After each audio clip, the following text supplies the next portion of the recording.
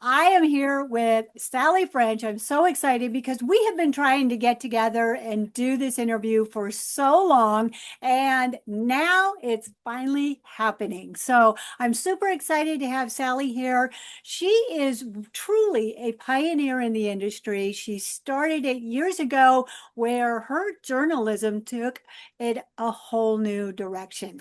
So I am excited to have you, Sally, sharing with us here today. So, can you tell us a little bit about what was it like when you first got started? Yes, so I first heard the word drone in 2013. And you said I'm a pioneer in the industry, but Desi, I have to say you are too, and you are one of my first friends who I met in the drone industry. You've been in it forever also. So I'm glad we're here.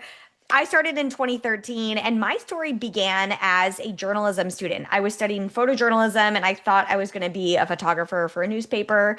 And that is a competitive market. It doesn't pay a lot of money, and it's hard to distinguish yourself. And luckily, I needed one class to graduate from college. I was a student at University of Missouri, and really, I was just looking for anything to fill my schedule. And they were offering something called drone journalism. And I said, perfect, that fits in my schedule. Let's do it. And I signed up for this class, and I realized this is where I can make a mark in photography rather than being a photojournalist on the ground. I can be doing drone journalism where you're flying your drone in the air and you're covering things that way. And so we did some work in that class to kind of test the waters. We worked with a fire department that they had a planned prairie fire. And so we were able to plan with them, and they knew the drone was going to be there. We knew exactly what time the fire was going to start and how we were going to document that. But we were able to use a drone to show what the fire looks like from the air, how far it was from the city, exactly the land they were covering. And that was in the early days when no one was using drones. And now, drones are used to document fires. Of course, I will say caveat, you still need to work with the fire department. You can't just be a random person and put up your drone because that can interfere with their actual firefighting effort. So, as we did, we were also working with the fire department. And then, now I'm talking to you shortly after the devastating floods in Texas.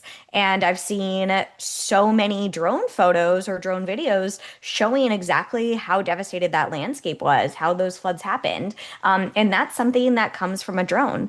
Again, I will preface this by saying not any person can just put their drone up in the air. That can interfere with their search and rescue operations. But if you are someone who is working with that local search and rescue department, you can say, hey, I'm a trained journalist. I know what I'm doing. Can I fly my drone? Would that be something safe? And, if they say yes, then that can be a really, really good way to convey to people. A lot of people say, I don't know how that flood happened. It only rained X amount of inches, so how is the flood that much higher? And a drone really is able to convey that often better than what words can do. So that's really what we focused on with drone journalism. Showing things like protests are also a really good thing. And so anyway, the class ended, and I thought, I don't want this to end. I want to keep going with this. So at the time, no newsrooms were hiring drone journalists, even though they do today. So I just took a regular job at a local newspaper, but I always was like, how can I include a drone in my footage? And so did some stories. I did like a local parade that again, they had planned that a drone was going to come, and we documented a local parade with the drone, little things like that. And then, I started just posting my drone photos on a website, and people started reaching out to me, asking questions. This was at the time when it was like a DJI Phantom with a GoPro mounted to it, and you couldn't, have all these amazing live feeds that people have now. And I got all these questions, and I started answering the same question like 10 times. And so I figured I should just run like a blog and actually answer these questions for everyone. And so Drone Girl just grew really organically. When the Part 107 rules came out, people started asking me like, what does this mean? How do I do this? So I just made a blog post of like, here's what you need to know about Part 107. And I was a writer by background, so I just started doing that. And because I realized there were so many people wondering about drones, I moved away from actually flying drones as a journalist because I realized People are out there in the world doing that, but more people have questions about how to do it. So it really leaned into creating what is now the Drone Girl. And it's thedronegirl.com. It's a website. I'm also on Instagram and Twitter and all the places. And it's a place to get news, to get reviews, to get your questions answered all about drones. And so these days, I'm reviewing what new drone came out. I'm talking about all the news. There were, recent Trump executive orders that had to do with drones. So I covered that. What does that mean for the drone industry? Part 108 is on the horizon. So we are watching what that means for the drone industry. And then now we're seeing trends away from people wanting to buy camera drones, but more into what are drone shows? What is drone delivery? Those are the things that consumers care about now more than should I buy the mini versus the air? And so those are also things that I'm covering. And it's always an interesting time to be in the drone industry. So that's what we're covering at The Drone Girl. It's exciting to see the change over Yes, time, and the technology, how it's evolved. And like you said, what was then is different than what is now. And you being out there in the beginning with the journalism, even your path has changed over. totally. Yeah. Yes. And the way that consumers think about drones in 2013, it was lots of like, are you spying on me? And I would Yes. be flying drones in parks and like someone would come up and be like, what are you doing? And now, like, no one bats an eye if you're flying a drone in the park. We've all seen it before. But now the questions are around things like, how do I actually get a drone delivery to come to my house? Why can't a drone delivery come to my house? Why is it only in these very small areas of Texas that I can get a drone delivery? So it's funny how everyone's thoughts about drones have changed. Yes, yes, the technology itself, and now people are starting to see it's a tool, and Hmm. every industry can use it in some way as a Hmm. tool.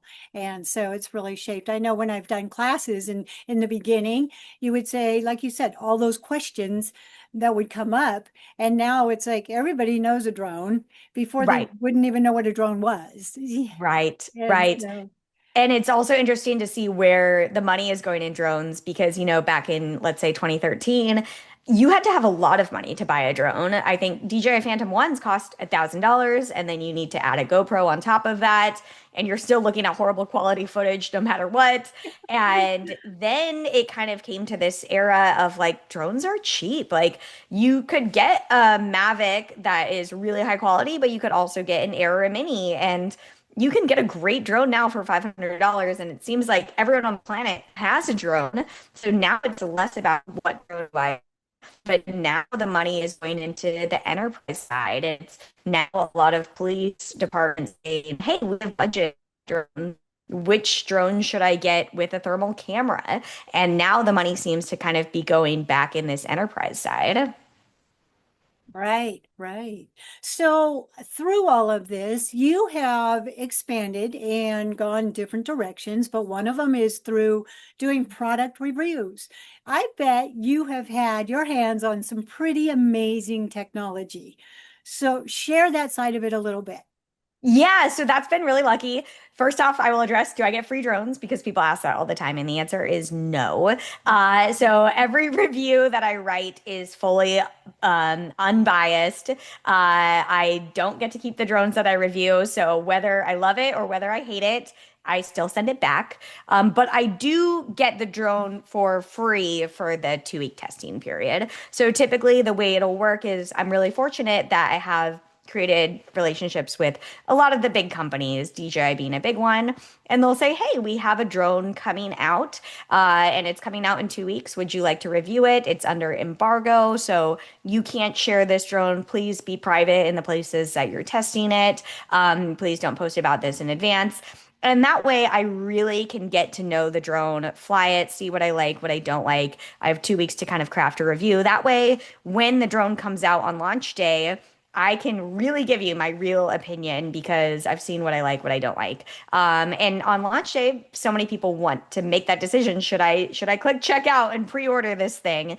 And I can tell you whether or not that's a good idea. And then I will always send that drone back to the company and move on to the next one. It's also nice because I don't think I would want a house full of 30 drones, particularly because the drones get out of date so quickly anyway that I always want that new one. But it's been fun. I mean, I distinctly remember when Romeo Durscher, who we all know and love him, and so sad to see Romeo gone, but he was always someone who advocated for me. And when he worked at DJI, that was when the first DJI Phantom with Sense and Avoid technology came out, and he said, "Hey Sally, I want to show you this new drone. I have technology that's going to blow your mind. Let's meet in this field." So we met at Treasure Island, just off San Francisco. And we met in a field, and he was like, "I just want you to crash this drone right into the pole." And I distinctly remember this drone going up to this pole and just stopping. And that was when drones only had the one sensor in front, and that was it. And I was like, this is mind blowing. And so that to me was like a really, really cool experience to just see technology that I didn't know was possible. And of course, now drones have like sensors on all sides and like Way, right. right. That was a really, really intriguing experience. And then also, I would always travel with my drones because, many of us travel with our drones, but a Phantom was horrible to travel with. You have to bring this like whole case. And I remember like showing up to the TSA. I brought, I brought three different drones with me on a trip. So I had like three different boxes. It was a unique Typhoon, which is huge, Autel X-Star, and then a DJI Phantom. And they were like it was like terrible to bring all of these. And I remember when the first Mavic came out, and I was like, we're going to review this Mavic. And it folded up in my purse. And I was like, we are going to the park. And I'm just bringing my purse as I would for any trip to a park. That was like a really another formative experience where I was like, wow, we are not like lugging this thing around. And now it's funny, by today's standards, a Mavic is like big. Yeah. But I was like, wow, this fits in like a nice, good sized purse. It fits. So it's just been so incredible with a lot of these moments in drone history, how the technology has just like done something that's absolutely life changing. Yeah, yeah. Okay, so what has been your favorite since you've had the opportunity to really experience so many and different platforms and such? What has been your favorite? Yeah, I mean, I think both of those two experiences with experiencing Sense and Avoid the first time, that was really good. Experiencing the foldable drone by way of the Mavic, that was really cool. I mean, honestly, like the newest drone is always the best one, right? Because like the technology is just so much better. Like I just went to Hawaii recently and brought the Air 3S. Mm, And like that is just an incredible piece of technology because I think it's kind of like a best of all the worlds. It's portable, so I wasn't packing like a big Mavic. The Air is smaller. Just like this seamless experience from ground to takeoff. The drone just like really communicating with you so well that you don't even have to think. I mean, I would used to get nervous flying a Phantom because you just didn't know it was like its own thing, and now the drones fly themselves. So that's like a much less stressful experience. So, I love that. I would say like an Air 3S is probably my favorite drone out right now. I would never like encourage someone to get like a Phantom 3. But like at the time when the Phantom 3 came out, I was like, that's the best Oh, drone. I was, yeah, same way. It's like, wow, look what I've got. And now Right. And it sits. yeah, yeah, yeah. My sister like has a Phantom 3 and she's like, "Do you want this?" And I'm like, "No." It makes a paperweight. Right, Beautiful on right. the But it was wall. cool. It was cool at the time. Yes, yes, and technology has just evolved so much, and so it's exciting. So, what do you see on the horizon? Yes, I mean, drone shows are definitely something I'm watching. They're compelling for many reasons because I think some people love them and some people hate them. 4th of July just passed, and I talked to a number of cities who said we did a drone show last year in 2024, and in 2025 we didn't do a drone show Oh, really? because people want that boom. They want that noise that fireworks have, that for miles fireworks are happening, and you don't really get that same kind of like impactful feeling with a drone show. But I still love drone shows because I think you can get so much more detailed with the animation. It's always different to me. I've seen a million fireworks shows in my lifetime. I don't need to see one again. But Mhm. drone shows always are doing something different. They're telling a story. The animations are something that you can't account for, versus I feel like every fireworks show kind of starts out the same. It's like big boom, then kind of like trickle into like colorful ones, and then it'll end with like splash of all the chandeliers, and they're all kind of the same. But yeah, I just think drone shows are really different. That's something that I really do have my eyes on. And then, drone delivery is something that I'm also curious. I am skeptical that drone delivery is going to be happening all the time everywhere, but I think this will be a really formative year once Part 108 comes out to see if drone delivery catches on a bit more. Every drone delivery that I've experienced has been a somewhat planned experience. And it's always a very small scale. Even the ones that they say, oh, these are real consumers, it's always in a very curated area. And it's much like Waymos, the driverless cars. I love Waymos. I live in San Francisco and I take Waymos all the time. And I truly believe that they're safer than cars. They're more efficient than cars. And I love the concept of a Waymo, but for now, they're only in San Francisco in this area that has been very thoughtfully mapped, very well planned out. That I'm like, is a Waymo sustainable to drive from like this small town to this other small town that it's never been to before? And who knows? And I think drone delivery is in a very similar space where for the people who live in Fort Worth, Texas, who can get drone deliveries, I'm sure it's like amazing to say, like, Mhm. yeah, we just like need some eggs. Let's get that. But is this something that's really going to grow? And I'm honestly not sure. And this is the year that we're going to find out. Yeah, a lot of changes coming this year. Hmm. A lot of things on the horizon that way. Yes. So awesome. So I want to be very respectful of your time.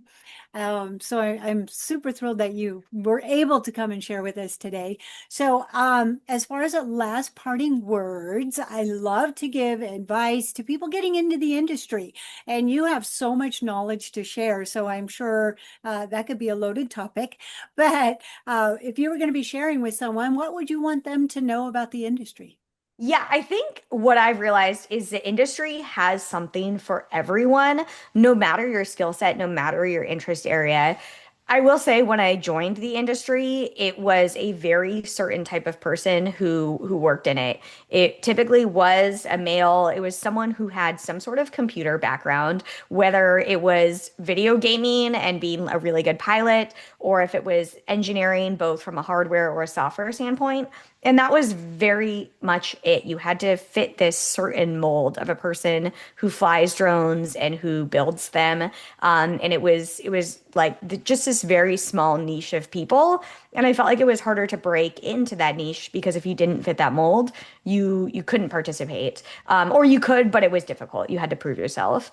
And what to me is wild about drones now is that there are so many opportunities for everyone that you don't necessarily need to be someone with a computer background to even participate in the drone industry. There are people using drones in construction, search and rescue, police, art, all the different fields that there is something for everyone. We need salespeople. We need marketing people. We still need better marketing people, by the way. I see so many drone companies who just have horrible pitches, and it's like you were a really good like person who built this drone and you're not really communicating like what its value is. So people who are really good storytellers, there is still space for you in the drone industry as well. I think that's almost sales and marketing is more critical. Like the technology is good and it's there. We don't have the sales and marketing people. So I think no matter what your background is, what your experience is, we need you in the drone industry. And I'm constantly impressed by how many different job opportunities there are. It did kind of feel like in the early days, you were either building drones or you were like doing real estate photography with a drone, and you were like the one lone real estate agent who was like, I can give you a better photo than all the other neighbors because I have a drone. I can show you your house this way.